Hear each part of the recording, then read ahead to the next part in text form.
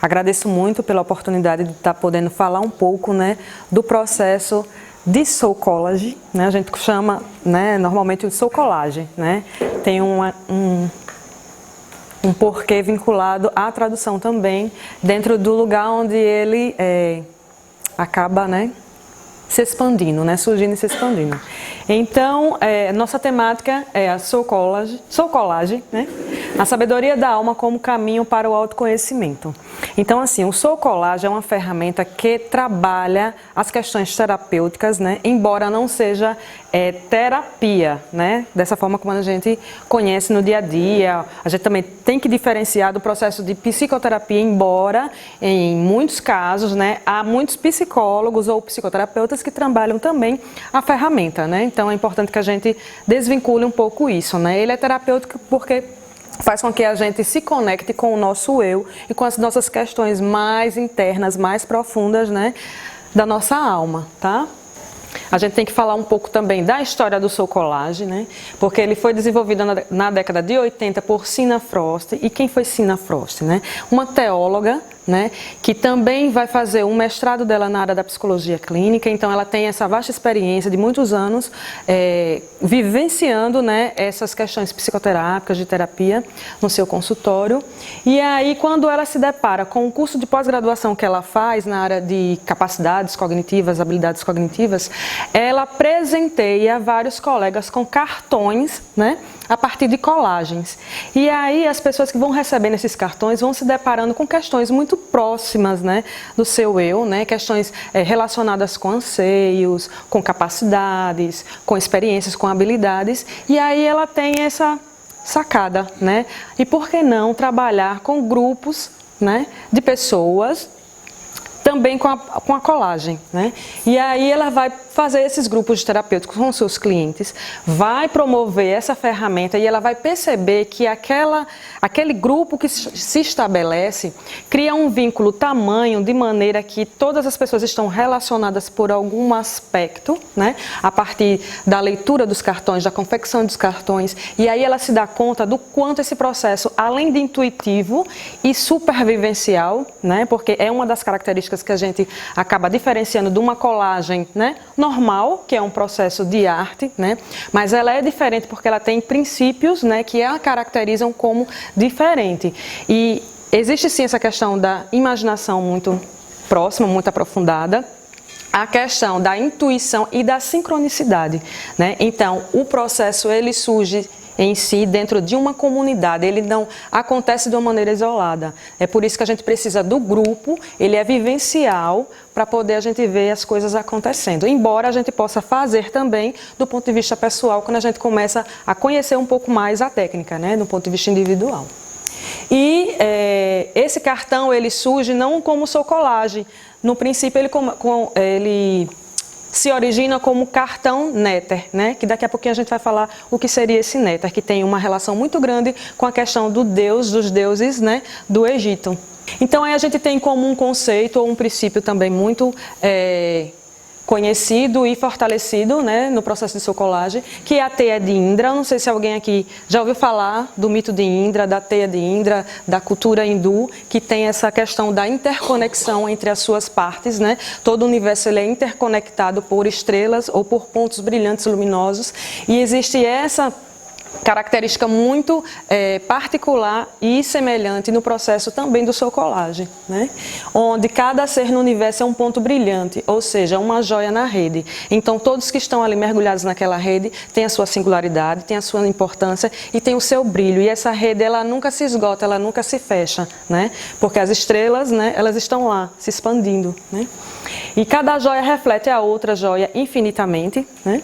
E é uma rede vasta e infinita, ou seja, um símbolo para todos os universos criados. Então, depois, se vocês quiserem buscar mais um pouco sobre o que seria, né, o mito, né, hindu de Indra, vocês podem também procurar, né? O soul collage, ele trabalha muito com as questões arquetípicas, né, com a questão da psicologia da alma, com os conceitos trabalhados por Jung, né, e por que se trabalhar tanto a questão da intuição, espiritualidade e também com sincronicidade, né? A gente precisa vivenciar, por mais que eu traga aqui conceitos conceitos, né, teóricos sobre o que seria o processo, mas ele tem a sua riqueza, a sua maior profundidade quando a gente começa a trabalhar e a vivenciar, porque ele é um processo altamente vivencial, tá?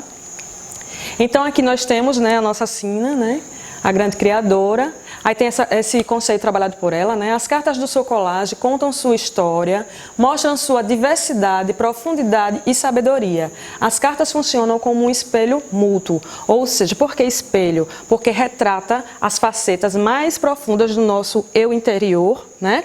Mas também existe essa conexão, né? Todos que estão ali no grupo, por mais que possuam seus cartões, mas de certo modo, um vai ter uma certa relação com o outro, né, no final. Então aqui nós temos algumas finalidades, né, dessa ferramenta, que seria utilizada para nosso autoconhecimento, porque quando a gente faz esse acesso à profundeza maior que está dentro do nosso eu, né, essa sabedoria que a gente carrega dentro da nossa alma, a gente passa a se conhecer, né, melhor.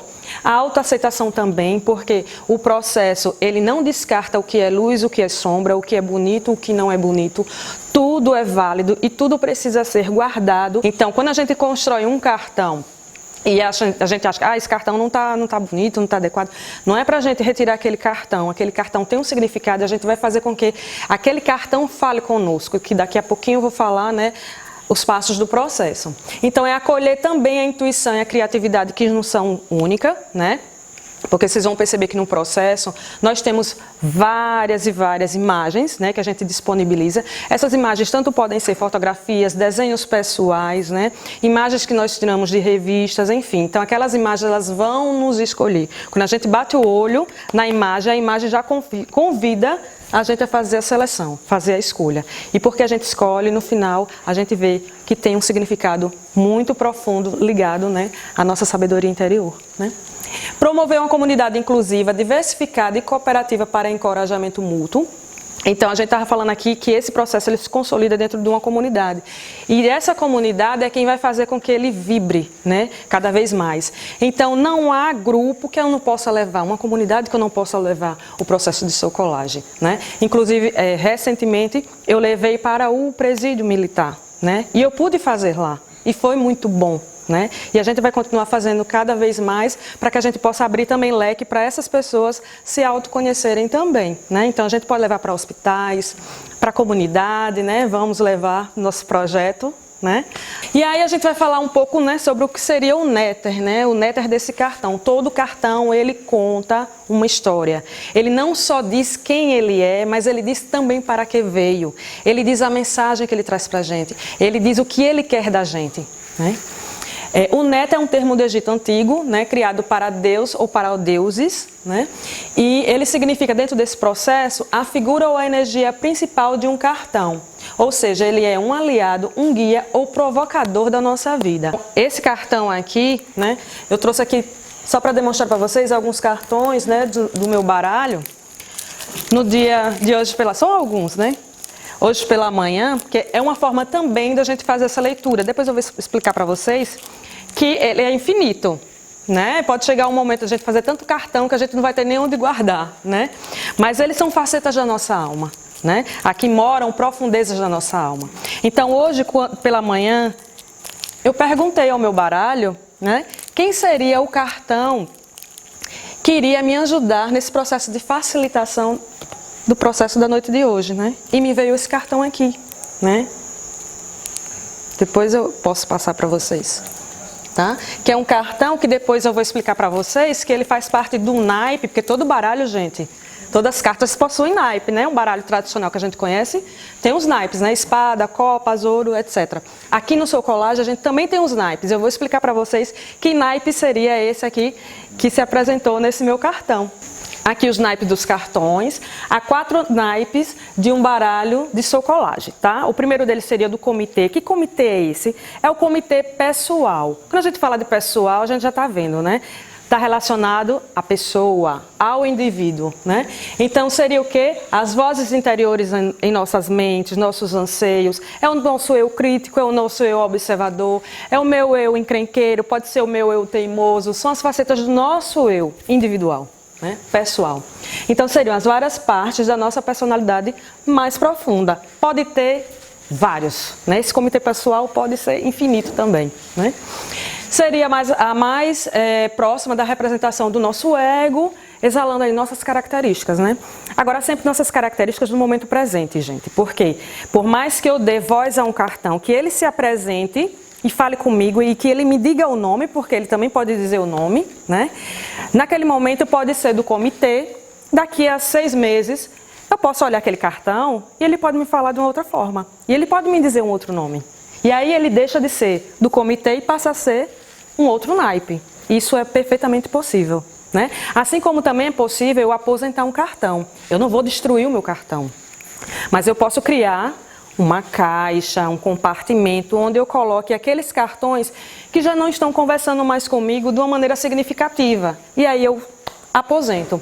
Ainda assim, aposentado, nada impede que futuramente eu revisite esse baú de cartões aposentados e ele volte a falar comigo novamente. E aí eu tiro daquele local e ponho de novo no meu baralho. Um outro naipe seria a comunidade, e essa comunidade é chamada de comunidade afetiva, né? Então, nessa comunidade estão quem? Né? Quem são as pessoas que estão nessa comunidade? Família, amigos, né? Que nos apoiam, que nós amamos, né? Às vezes são pessoas que também podem trazer coisas que nos mexem, né? Mas quase sempre são as pessoas que a gente mais ama e que traz coisas boas pra gente, né? Que nos apoiam. Então poderia ser também orientadores, professores, animais, pessoas que vocês achem que tenham uma grande relevância na vida de vocês, um significado, né? Enfim. Os companheiros, né?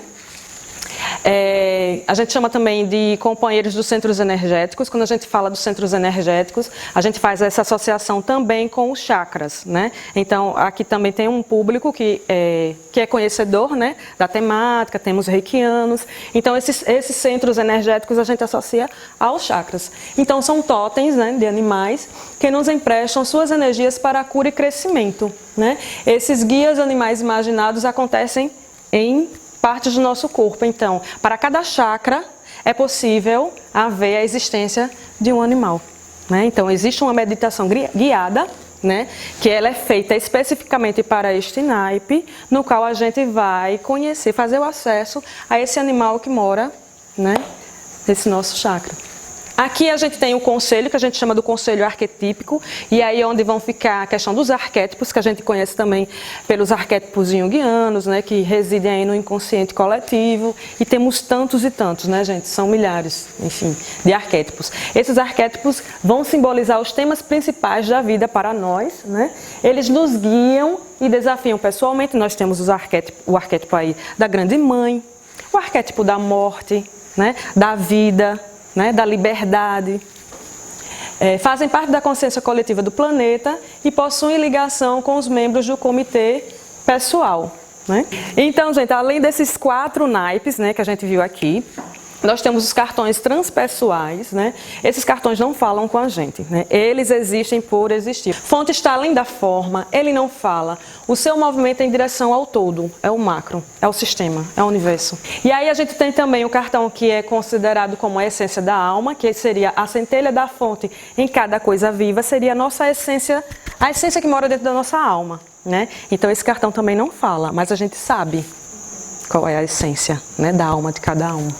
E por isso que é tão difícil também, gente, a gente ter esses cartões.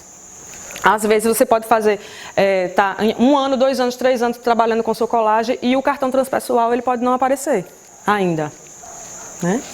E o cartão testemunha, que seria um espelho, né? Ele nos fala através do nosso self observador. Então é aquele olhar direcionado nosso de observador do mundo, ele está ali também explícito.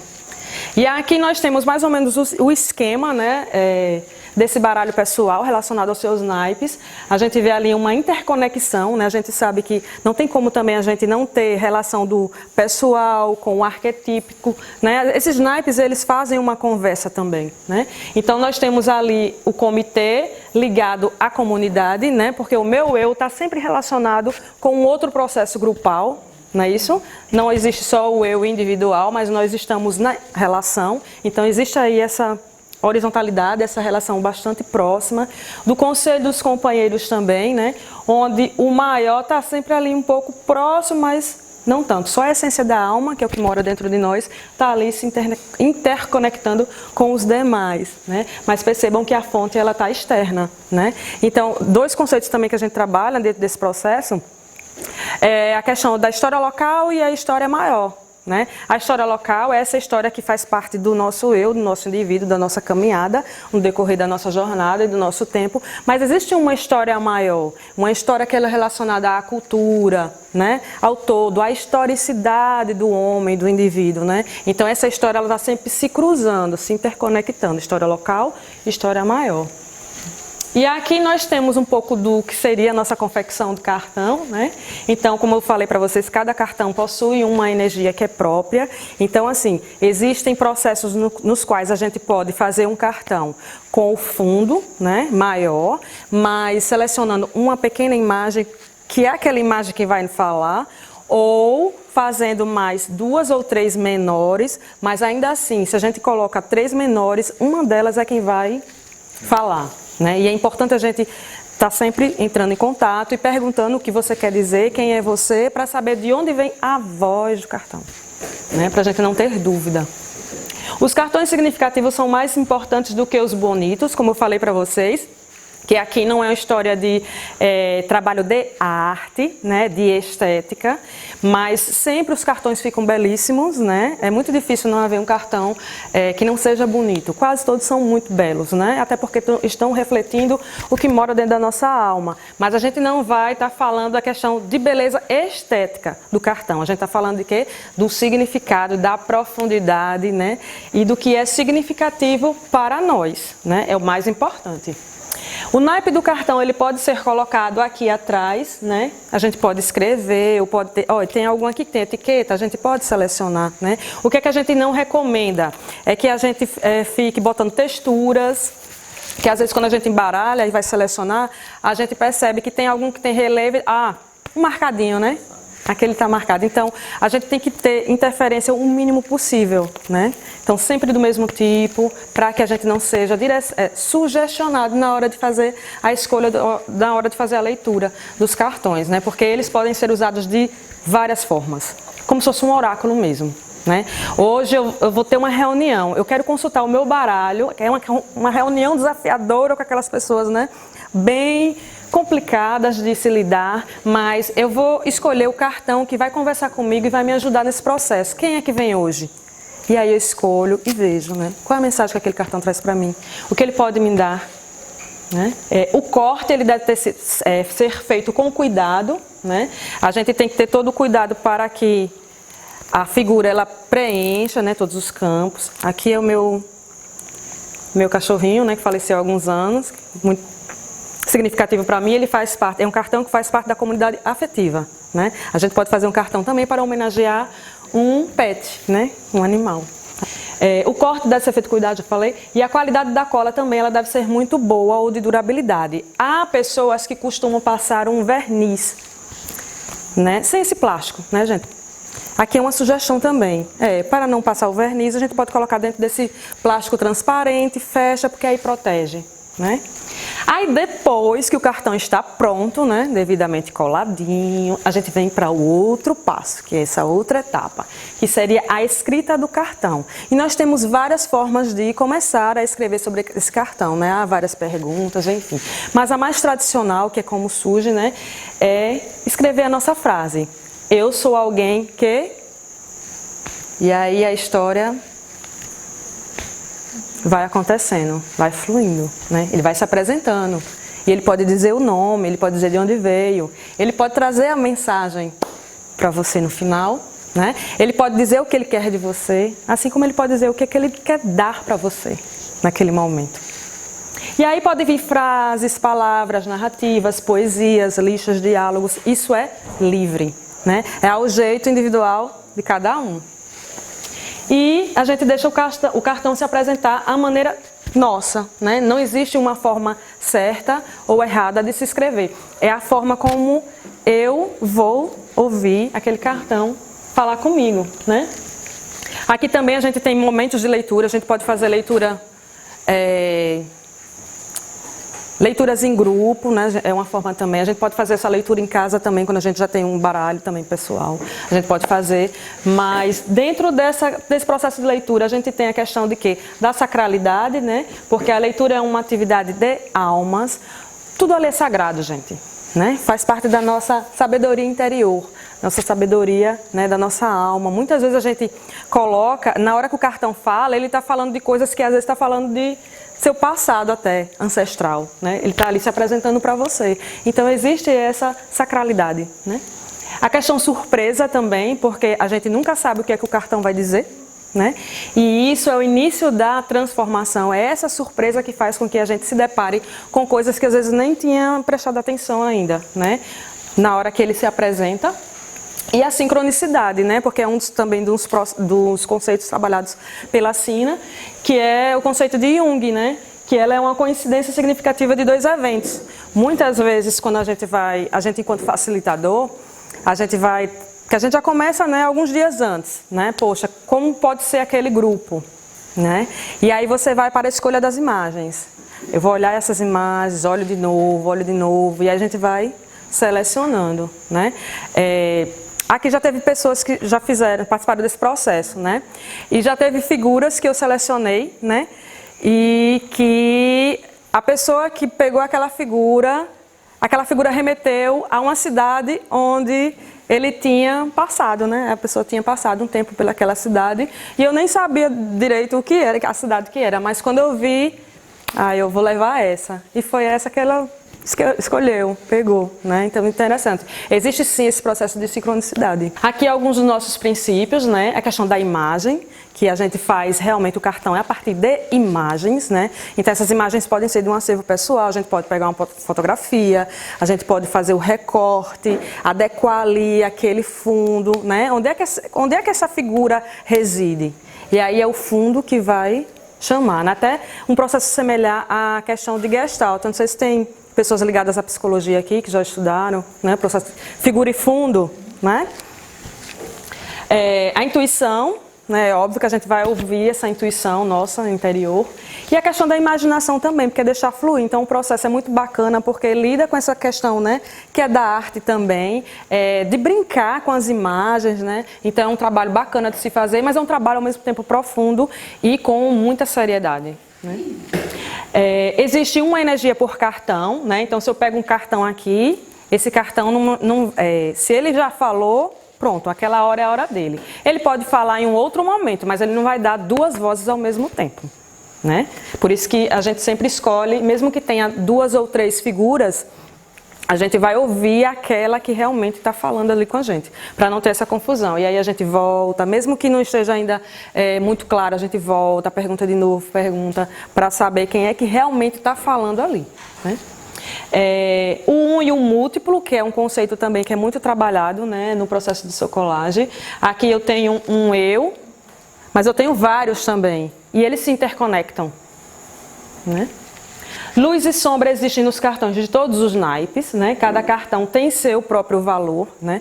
Então não existe um cartão ruim ou cartão bom ou cartão ruim. Todos eles têm a potencialidade de ser sombra também. E quando eles trabalham a questão de luz e sombra, eles falam em qual é a energia que está em maior desequilíbrio. Isso pode também estar na luz, né? Porque não existe a luz 100%.